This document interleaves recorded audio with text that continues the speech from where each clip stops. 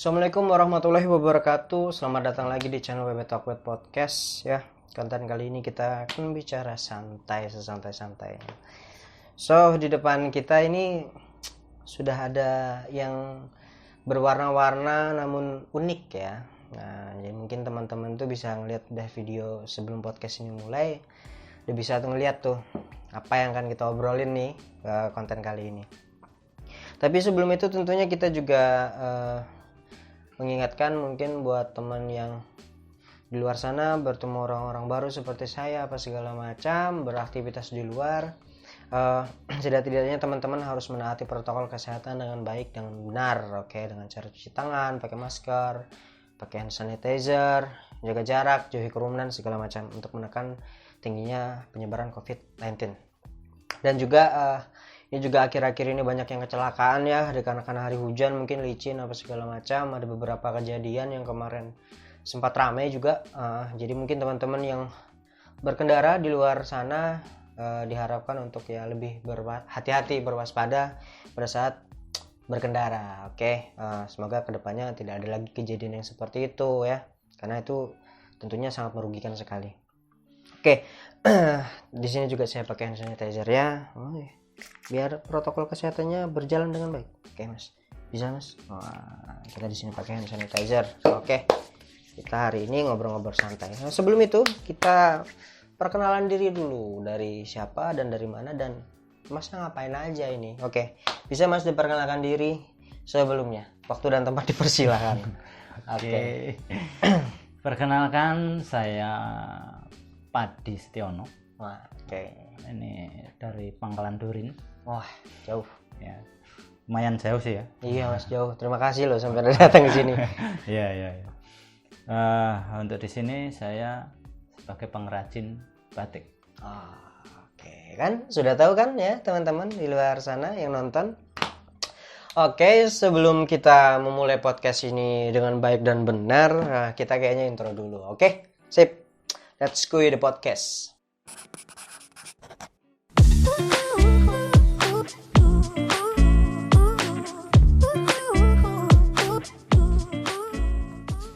Mas Padi ya? Iya. Mas Padi ya. Bagus nama sampean. Ya, tapi ini di apa namanya? Dikasih sama Mas Binanto itu Mas Obre. Nah, jadi saya nanya kemarin sama Mas Binanto, makasih ya Mas Binanto sudah merekomendasikan beliau ini ke tempat saya. Makasih, terima kasih sekali. Itu saya tanya, ini namanya Mas apa? Kok ini namanya sampai kasih nama Mas Obre? Ya itu namanya Mas Padi Mas. Ya gitu. Itu Mas Obre itu nama panggilan sampai atau gimana tuh? Iya, kalau saya sih panggilan banyak sih ya. Oke. Kadang ada yang bilang Obre, ada yang bilang Padek itu.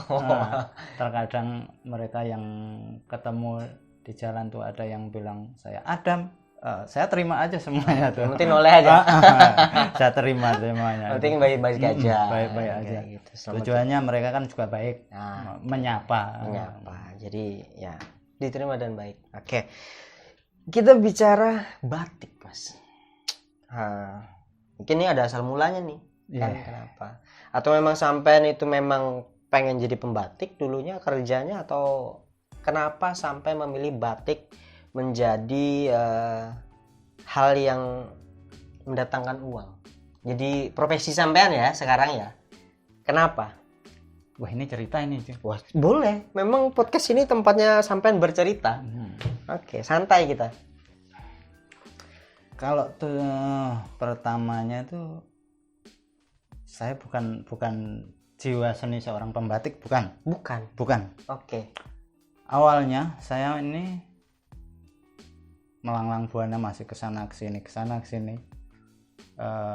kerjaannya katakanlah nggak jelas. Oke. Pernah jadi sales. Oke. Sales itu 5 tahun jadi sales. Sopir. Terakhir pekerjaan tuh sopir yang sebelum mengerjakan batik. Oke. Terus tak pikir-pikir, apakah selamanya saya ini hidup di jalan? Kan nggak mungkin. Tambah hari tambah tua. Oke.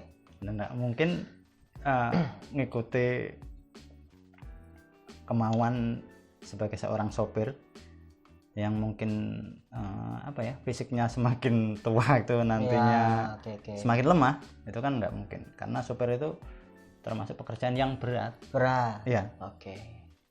Jadi tak pikir-pikir, wah nggak mungkin selamanya saya hidup di jalan, makanya saya mencari peluang untuk usaha. Itu mikir apa sih yang tepat untuk saya mulai usaha ini, yang di Pangkalan Bun ini yang belum ada. Dan peluang usahanya ini untuk kedepannya bagus gitu. Makanya saya terus berencana ingin membatik di sini. Kalau di sini kan belum ada batik ya. Makanya saya undang sampean. Kalau di sini belum ada untuk pengrajin batiknya, makanya peluang ini ya.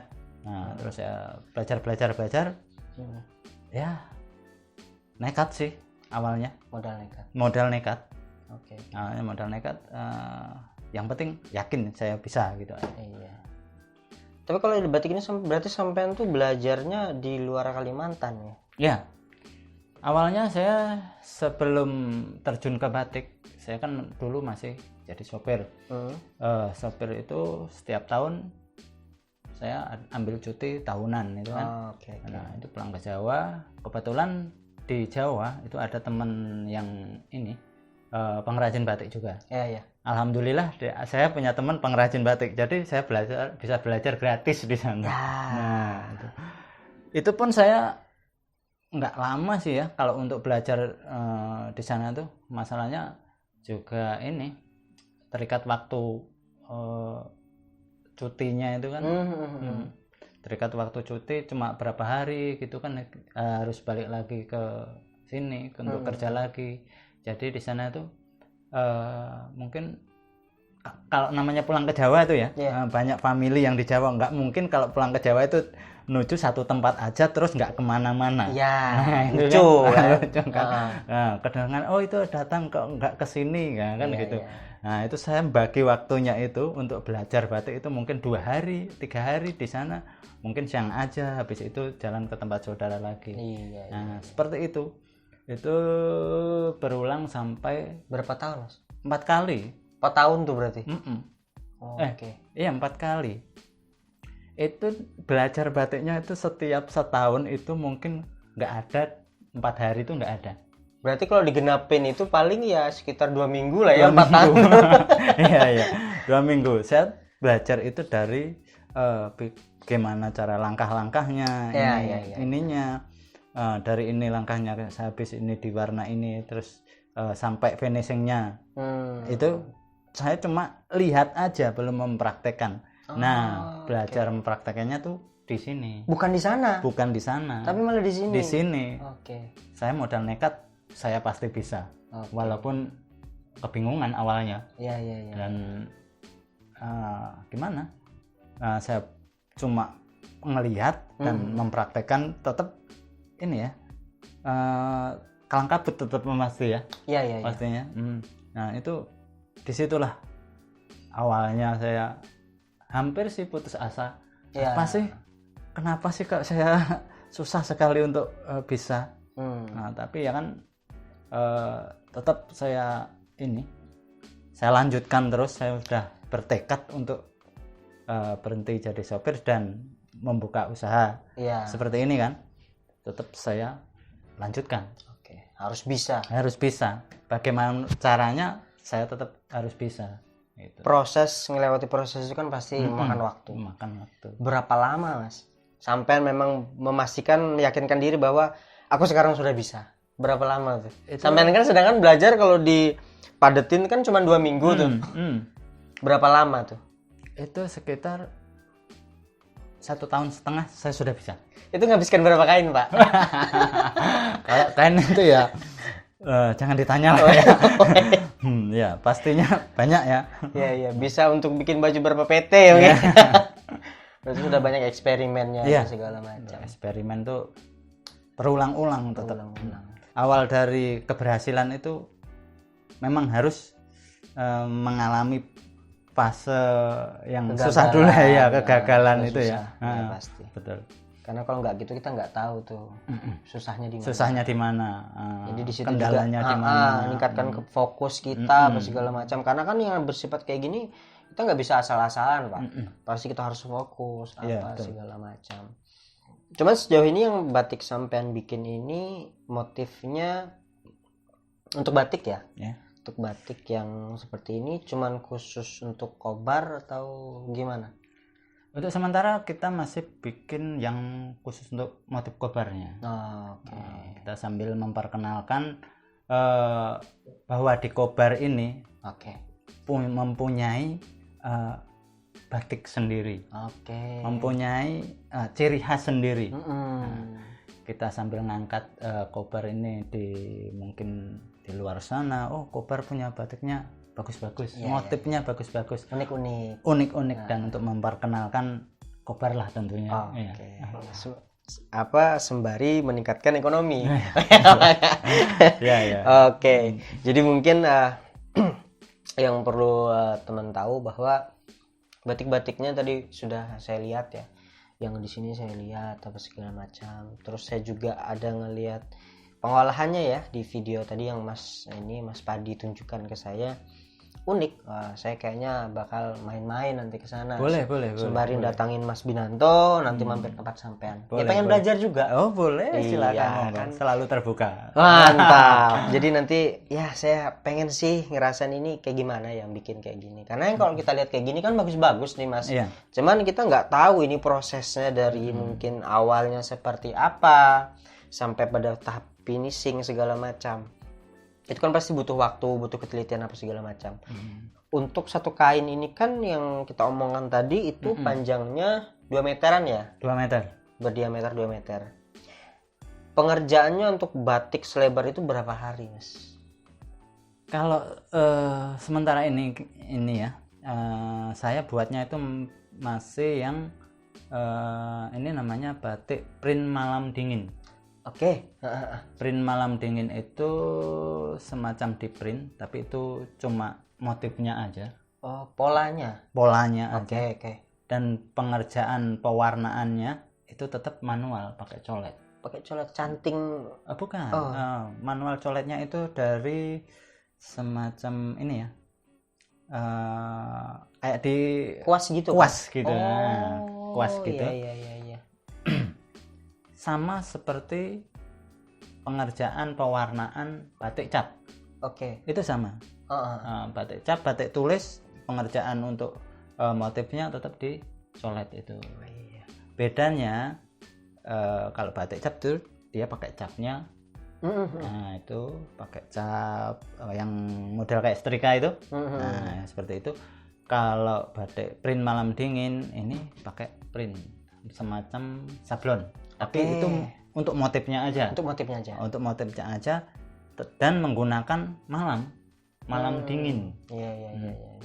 Untuk pewarnaan dan proses selanjutnya itu sama seperti batik cap, batik tulis sama. Untuk itunya ya sampai finishingnya. Nah, untuk finishingnya sendiri itu belum itu berapa hari tadi itu? Tergantung motif sih ya. Tergantung motif. Tingkat kromatanya beda-beda, Mas. Tergantung motif, tergantung warna. Nah, biasanya kalau ada yang custom misalnya kan. Nah, ini ada yang custom. Warnanya ini nanti ditumpuk pakai warna ini. Nah, itu kan setelah diwarna, nah, terus itu masih ada proses ditembokin. Ditembok itu menutup warna yang menutup motif yang sudah ada. Sudah jadi itu baru ditutup lagi pakai malam itu. Dicanting. Itu namanya nembok. Kalau bahasa ininya, bahasa batiknya nembok. Nah, itu memakan waktu yang lebih lama lagi kalau untuk proses yang biasa setelah pemberian motif warna langsung diwarna. Satu warna aja lah, katakanlah satu warna untuk satu langkah ini pewarnaan. Nah, itu mungkin ya 2 hari lah bisa. 2 hari. Mm-mm. Kurun waktu 2 hari itu selesai itu. Selesai. Itu dengan finishingnya ya? Enggak. Ya, Oh, dan finishing tuh. dengan finishingnya. Oke. Ya cukup makan waktu juga lah ya. Iya. Heeh. Tapi kan ya nggak pengerjaan satu kain 2 hari itu kan nggak. Iya. Tetap kita ada prosesnya. Ada prosesnya pasti, tahapan-tahapannya tuh pasti ada untuk menghasilkan kualitas yang luar biasa ya. Karena ini kalau dicuci nggak luntur ya Mas. Nggak luntur. Nggak luntur, dijamin ya, asli. Ada badaknya ya, asli. Ya, jadi ini kualitasnya oke. Ini sampean ngerjakannya sendiri atau dibantuin orang? Atau ada karyawan tuh? Untuk sementara saya masih dibantu oleh adik saya dan ada satu orang tetangga yang saya minta untuk bantu lah di situ. Oke. Sebenarnya sih mau ya kita untuk membina, katakanlah mempelajari orang-orang sekitar. Tapi mereka itu susah untuk diajak berkreativitas katakanlah ya. Itu susahnya, mereka tuh masih pengennya yang instan. Maksudnya yang instan kan dia pengen cepat dapat gajinya sekian, bisa dihitung sekian. Dia masih hitung-hitungannya seperti itu. Kalau untuk seperti ini bikin batik itu kan mungkin mereka pikir masih ribet gitu ya. Dan untuk memang sih kalau untuk mengajak teman atau tetangga itu butuh waktu untuk belajar yang mungkin bisa supaya hasilnya juga bisa dibilang bagus. Itu kan harus ada waktunya. Kalau bagi saya sih nggak masalah ya. Kalau yang ada yang mau belajar atau mau ikut bantuin itu nggak masalah. Seperti itu. Dan itu juga ada duitnya juga. Tapi kan kalau di sana di tempat saya itu masih susahnya tuh di situ. Dia masih hitung-hitungan HK katakanlah seperti itu. Jadi kendalanya mungkin di situ. Mungkin orang-orang sana tuh daripada ribet pusing mending di rumah aja. Atau mungkin itu gajinya seberapa sih kalau nggak sesuai. Seperti itu. Pengennya tuh kerja harian dapat sekian, bisa dihitung hariannya sekian gitu. Kalau untuk seperti pengrajin seperti ini kan ya tahu sendiri lah ya. Mereka mungkin pengen yang pasti-pasti. Yang pasti-pasti. Cuman untuk hal kreatif kayak gini memang butuh orang-orang yang berjiwa kreatif tinggi, yang keinginannya tinggi. Betul. Ya, tentunya, dan sampean juga siapapun yang mau belajar, yang pengen ikut membatik segala macam bisa ya Mas ya. Karena sampean pun jujur agak kesusahan nih mencari orang yang peminatnya. Nggak ada yang kayak gitu. Ada mungkin, cuman ya sedikit tadi ya peminatnya, karena pasti orang mikir nih duitnya berapa apa segala macam. Mungkin gitu. Pemikirannya seperti itulah. Pola pikirnya kan kayak gitu. Karena beda-beda kan tiap orang itu kayak gitu. Jadi yang pengen belajar, pengen batik, pengen gabung sama Mas Padi, silahkan aja kayak gitu. Oke. Kalau dibandingkan dengan harga pasar, batik pasar mungkin yang semeter 30 kayaknya ini lebih naik ya Mas ya. Iya, lebih di atasnya harga pasar tuh ya. Karena ini pun bersifat perlu teman-teman tahu juga buat yang nonton ini, untuk Mas Padi sendiri ini buka yang namanya custom batik ya. Ya Mas ya. Iya. Jadi di situ bisa memasukkan mungkin logo perusahaannya atau logo instansinya apa segala macam. Karena yang batik-batik Mas produksi ini sudah Mas perjualbelikan di dinas-dinas ya Mas. Betul. Nah, salah satunya tuh ada di dinas pariwisata. Nah, itu udah jadi langganan ya. Jadi langganan tetap. Jadi keren orang dinas pariwisata. Mantap ya. Ekonomi kreatif. Mantap ya. Mantap. Ini juga terima kasih sekali kan, seperti itu. Jadi mungkin yang punya mungkin komunitas apa segala macam, mungkin pengen bikin batik custom logo dari komunitasnya, instansinya segala macam, silakan. Bisa langsung datang datangin. aja, bisa Nah, atau calling-calling. kontak langsung. Ya sudah canggih ya ini ya, nggak pakai kirim surat. Bisa nanti teman-teman ya, jadi silakan. Karena untuk masalah harga silakan omongkan sama beliau ya. Saya di sini hanya sebagai penyambung ya. Penyambung. Yang paling sulit ngebatik, pengerjaannya yang paling sulit nih ngapain, Mas? Motifnya ya. Motifnya. Motifnya. Itu kan pasti selesai apa segala macam kan ada dicuci itu. Direbus ya, dimasak. Direbus. Setelah pewarnaan dikasih pengunci warna, katakanlah biar warnanya tetap lengket, tetap awet dan nggak luntur. Ya. Nah, itu ada resepnya. Setelah itu baru direbus untuk melunturkan malamnya yang motif itu tadi. Setelah direbus baru dijemur. Selesai itu finishingnya. Jadi kayaknya dimasak. Oke. Dan itu ada resepnya tuh. Nah, ada resepnya. Ada resep. Mungkin Raiko. Masaknya pas perebusan itu pakai airnya mendidih, Mas. Testingnya tuh sudah di situ, di air panas yang mendidih itu. Belubuk itu. Itu. Ya. Jadi dimasukin pada saat mendidih itu dimasukkan. Itu kena panas matahari, insya Allah nggak akan pudar. Nah, ini mantap kan kayak gitu. Kecuali dia digulung-gulungkan di tanah baru boleh. Iya, itu lain cerita, Pak. Lain cerita.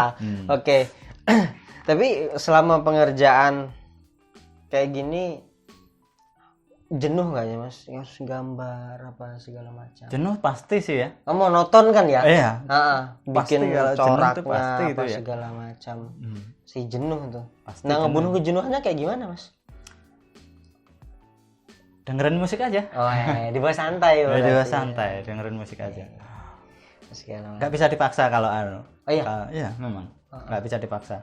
Kalau badan capek, wah itu bisa fatal. Malah nggak kerja nanti. Bisa 2 kali kerja. Nggak mood tadi ya, nggak fokus, hilang fokus apa fokusnya. segala macam. Ya kita sambil ngopi-ngopi ya. Karena tuh sebenarnya ini Mas Padi itu datang jauh-jauh dari Pangkalan Durin ya. Hujan, kondisinya kita sudah calling-callingan nih. Kalau malam ini tetap hujan atau segala macam, cancel aja. Tapi alhamdulillah mulai mereda ya. Tiba-tiba saya kontak, Mas, ini tiba-tiba masa saya sudah di Pangkalan Bun, dia bilang kayak gitu. Kata saya ini mantap kayak gitu. Jadi sambil ngopi-ngopi aja. Santai. Berhubung Masnya nggak ngerokok, jadi saya izin ngerokok ya, Mas. Monggo silakan. Sampai nggak alergi asap toh? Enggak. Oke. Mantan perokok juga. Mantan perokok juga. Tapi alhamdulillah saya sudah berhenti merokok. Bisa.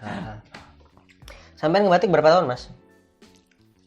Ini sudah hampir 3 tahun kan ya. Berarti dari tahun 2017? Iya.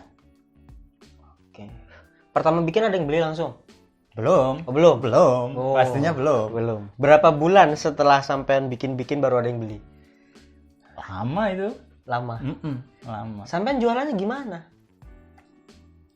Ya online. Saya posting Facebook. Begitu kenal, ada yang tanya harga dan sebagainya, baru direspon. Kita bisa custom dan sebagainya, cerita-cerita dan sebagainya. Awalnya sih ya nanya-nanya aja, orang nanya-nanya gitu. Tapi nggak beli. Biasa itu. Udah biasa. Biasa. Saya nggak marah lah, katakanlah nggak marah. Saya tanggapin dengan baik. Karena gini, semakin banyak orang tanya, itu semakin banyak orang yang tahu. Ya benar. Jadi saya tanggapin dengan baik aja. Siapa tahu kan dia ada ngomong ke temannya dari mulut ke mulut. Dari mulut ke mulut dia bisa menyampaikan ke teman-temannya. Marketing gratis jadinya. Iya toh? Sales gratis itu. Nah, jadi alhamdulillahnya itu yang mau tanya-tanya boleh ya, tapi diceritain ya. Kalau bisa di-share apa segala macam, dibantu promosikan. Karena jujur ini batiknya mantap ya, kainnya pun dingin. Tapi kalau bikin kayak gini, Mas, pakai kain katun ya? Katun. Harus kain katun asli ya. Kalau kain katun yang sintetis itu nggak bisa. Pakai katun sintetis itu nanti efeknya apa? Nggak bisa ini warnanya tuh nggak bisa lengket. Karena kita kan pakai pewarna manual, bukan pewarna yang apa itu ya, semacam sablon yang tintanya itu semacam gel itu ya. Kalau kita kan tintanya air. Oke. Jadi tinta ini meresap di kain, bukan menempel di kain, tapi meresap di serat kain. Oke. Seperti itu. Bahan-bahannya di sini ada, Mas? Lengkap nggak? Nggak ada. Nggak ada di sini.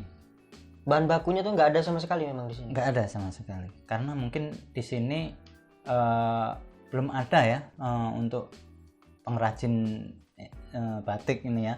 Jadi mungkin ini yang distributor atau ini yang pengadaan bahan itu pun jarang, belum ada. Oh iya. Jadi sampean akhirnya mesan ke luar Kalimantan, ke Jawa ya. Ya. Ke Jawa. Bahan bakunya mahal nggak sih, Mas, kalau bikin batik? Ya relatif juga sih. Ada merek-mereknya juga berarti, Bang? Ada merek-mereknya. Kalau seperti pewarna itu harga ikut kurs dolar. Oke. Jadi dolar naik, harga naik juga. Gitu. Ngikutin ya pasar dunia berarti batik ini ya. Bahan bakunya ngikutin dolar. Oke. Jadi mungkin ini bisa saya tunjukkan satu dari batiknya mungkin. Ini yang kalau batik ini itu enggak sih, Mas? Dia luar dalam enggak sih? Luar dalam sama. Batiknya luar dalam? Oh enggak. Cuman satu sisi aja. Satu sisi tapi dia nembus ya. Nembus. Bolak-balik sama. Oke. Jadi ini yang biru ya. Kalau itu yang motif sekonyer. Sekonyer? Ya. Oh, ini ada orang hutan. Oke. Ini burung. Buaya ini. Buaya aja nyari-nyari, Pak. Oke. Sungainya itu ya. Oke. Oh, ini motif sekonyer ya. Jadi yang di tengah-tengah ini biru, teman-teman bisa lihat ini ada buaya-buaya yang lagi berkeliaran. Bahaya nih buaya nih. Oke. Ternyata itu ya. Ini sampean berimajinasi sendiri atau cari referensi atau gimana? Motif-motif sementara yang saya buat ini masih punyaan ini ya, Pemda ya. Motif Pemda yang beberapa waktu tahun yang lalu itu kan Pemda mengadakan lomba desain batik dan yang sudah ditetapkan sebagai batik khas Kobarnya. Dan ini pun harus ada izinnya. Iya. Jadi saya sudah dapat izin dari Dinas Perindustrian untuk menggandakan atau membuat batiknya, motif batik Kobar. Oke. Jadi harus ada izinnya juga kita produksi kayak gini. Iya, ada izinnya. Terlebih ini kan motif ya. Motif yang segala macam. Kalau nggak ada izinnya bahaya nih, Mas. Bahaya. Disclaimer ya. Iya, cipta hak cipta ini jatuhnya. Copyright, Pak. Copyright. Betul. Oke. Untuk pemasarannya sendiri itu ya kayak kita omongan tadi, berarti dari online ke online itu aja ya. Iya, masih dari jadi pemasaran online itu aja. Jadi promosinya masih sebatas itu. Siapa tahu teman-teman kan membantu pemasarannya ya dengan cara ya dibantulah untuk pemasarannya, karena tentunya yang kayak gini ini langka ya untuk di tempat kita sendiri. Kalau di luar Kalimantan mungkin sudah banyak ya, Mas ya. Betul. Terlebih kayak di Pulau Jawa, mungkin itu basisnya memang di sana tuh. Sampean pun dapat ilmu dari sana tuh. Iya, betul. Nyolongnya dari sana. Belajar gratis ya sampai sini bisa diterapkan dengan baik. Cuma nggak sampean juga nggak itu juga, maksudnya yang kayak gini untuk keresahan kayak ada pesaing segala macam nggak ada juga. Masih belum ada sih ya segala macam. Cuman pesaing sampean itu adalah batik pasar. Betul. Nah, saya mau tanya nih, kenapa sampean bisa jadikan itu pesaing? Perbedaannya ini harus pembelaan dari sampean dong berarti. Oh iya. Perbedaan batik pasar sama batik sampean apa? Kalau batik pasar yang katakanlah 1 meter 30.000 ya. Oke. Maaf nih ya. Oke. Kalau masalah nyebut harga maaf. Itu batiknya kan batik printing Mas. Batik printing itu kan beda dengan batik seperti ini yang manual. Kalau batik printing itu sebenarnya bukan batik. Mungkin lebih tepatnya itu kain yang bermotif batik. Jadi beda dengan kain batik. Cara pengerjaannya beda. Iya, yang jelas cara pengerjaannya. Kalau kain batik itu pengerjaannya manual ya. Kalau kain bermotif batik, nah itu kan bisa mesin yang ngerjakan. Oke. Gitu. Berarti bedanya itu. Karena konteksnya yang namanya batik itu adalah yang dibatik. Yang dibatik. Yang dibatik, yang digambar ya di itu ya. Jadi yang kita lihat itu mungkin kalau zaman dulu itu sering ya kayak di TV apa segala macam yang datangin ke pengrajin batik ngelihat bahannya itu apa canting ya Mas? Canting itu itu tintanya di dalam situ ya? Iya. Pewarnanya itu? Bukan. Kalau canting itu apanya sih? Malamnya itu yang untuk membuat polanya tadi. Jadi digambar dulu polanya seperti umpama bunga atau gambar sayap burung itu. Nah kalau itu udah selesai itu baru yang itu tadi ya, pewarnaan yang colet itu tadi. Oke, jadi batik yang itu tuh polanya. Oke, jadi agak sedikit paham ya. Kira saya itu yang buat warna ya, karena yang warnain pakai itu tuh saya pikir berapa lama kan ya gitu. Apalagi pengerjaan kayak gini kan ya panjangnya yang standarnya ya bikin baju itu kan kayak 2 meter ya. 2 meter buat depan belakang ya. Kalau cuma semeter itu kayak bagian depan sama tangan aja tuh depannya. Belakang enggak cukup pas semeter. Makanya itu 2 meter. 2 meter pas aja. 2 meter kan. Ya tergantung ininya. Motifnya kadang ada 2 meter 10, ada 2 meter 20. Seperti itu. Kalau untuk maaf nih yang badannya agak besar. Nah, itu bisa lebih 2 meter. Seperti itu. Iya. Bisa custom juga disampaikan. Bisa custom juga. Tergantung selera ya, mau lebar apa jadi terserah gitu. Ya bagus juga. Jadi itu kita ngomongin perbedaan antara batik pasar sama batik yang dibikin ya. Karena batik yang di pasar itu terkadang dan kebanyakan mungkin ada luntur apa segala macam. Ya murah sih, memang murah sih ya Mas ya. Cuman maksudnya ini kan bahan-bahan juga ngikutin dolar. Apa segala macam, dari Jawa juga datangin bahan-bahan bakunya segala macam, bahkan kainnya pun dari Jawa juga, dari Jawa semua, sampai nggak beli bahan di sini tapi semua dari Jawa. Sementara di sini belum ada yang kain pun di sini nggak ada yang jual untuk kain katun yang asli serat benang gitu ya. Jadi memang pure dari Jawa semua. Jadi tapi ya itu tadi motifnya tetap motif kobar ya kan, motif tempat kita ini. Mungkin teman-teman yang mungkin di luar Kalimantan, di luar Kota Waringin Barat ini mungkin yang pengen juga mungkin pengen batik mungkin via online, via telepon, Mas saya mau bikin batik apa segala macam, bisa IG-nya ada Mas? Ada. IG ada, Facebook ada? Ada, Facebook. Bisa nanti dikepo-kepo kan di sana, tanya-tanya, kontaknya nanti juga saya taruh di bawah segala macam. Jadi teman-teman bisa langsung kepo. Nah ini ada sampean ya, ini enggak, kita kan udah bicara panjang kali lebar maksudnya, udah kayak batik aja kita ngomong nih, ribet kita ngomong nih kan. Coba kita bawa santai. Pesan-pesannya mungkin sampean ini ya buat mungkin yang pengen ngebatik atau pengen belajar batik atau pengen pesan batik atau pengen apa ya, sampean ada pesan-pesannya kan? Untuk yang pengen bikin batik custom maupun batik yang original dari motif batik kobar ya, bisa hubungi Pak Dimas. Untuk yang ingin belajar, ingin mengetahui tentang batik, silahkan datang ke workshopnya Pak Dimas. Itu adanya di Pangkalan Durin.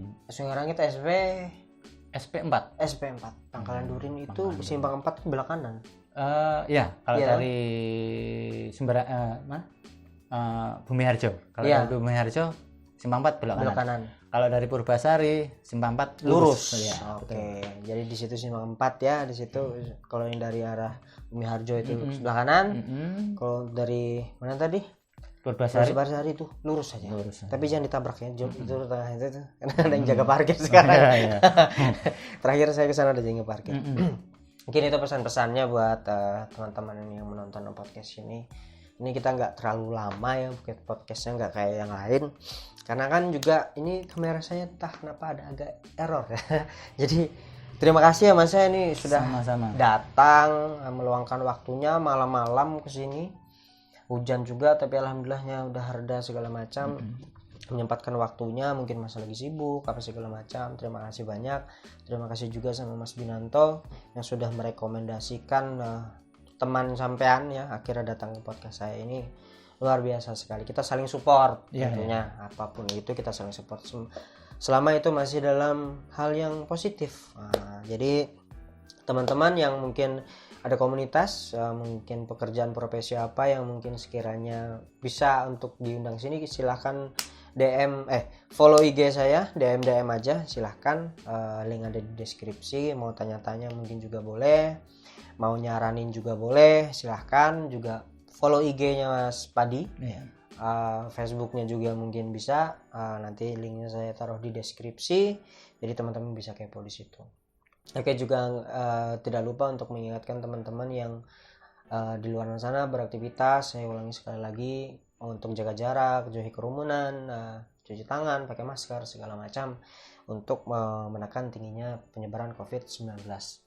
Untuk yang kayak gini-gini nih biar enak ya, karena efek COVID pasti kerasa juga ya. Pasti. Karena yang tadinya orang mau datang jadi nggak jadi datang. Itu yang harusnya mesan akhirnya harusnya mesan sudah deal harga nggak jadi karena dananya dialihkan ke yang lain. Oke. Jadi ini sangat ngefek dan berdampak juga untuk pelaku usaha yang seperti ini. Otomatis untuk muter modal jadi susah Mas. Betul. Oke, jadi karena ya semoga COVID ini cepat berlalu ya Mas. Amin. Kita harapannya ke depannya 2021, apalagi ini Desember ya, udah mau berapa hari lagi kita mau tahun baru. Jadi ya mudahan 2021 itu adalah tahun yang normal ya. Udah tidak ada COVID lagi, mungkin kurang lah. Secepatnya lah kan kayak gitu. Oke, mungkin teman-teman terima kasih yang udah menonton podcast ini. Semoga kita diberi kesehatan semua dan keselamatan menyambut tahun 2021. Dan Mas juga semoga sehat terus Mas. Ini usahanya lancar. Amin. Kreativitas semakin meningkat. Amin. Usahanya makin berkembang. Kayak harapannya yang bagus-bagus ya. Karena tentunya kita pengen perubahan. Seperti itu. Perubahan untuk hal yang bagus. Nah kayak gitu. Jadi terima kasih buat teman-teman. Cukup sekian podcast kita kali ini. Assalamualaikum warahmatullahi wabarakatuh.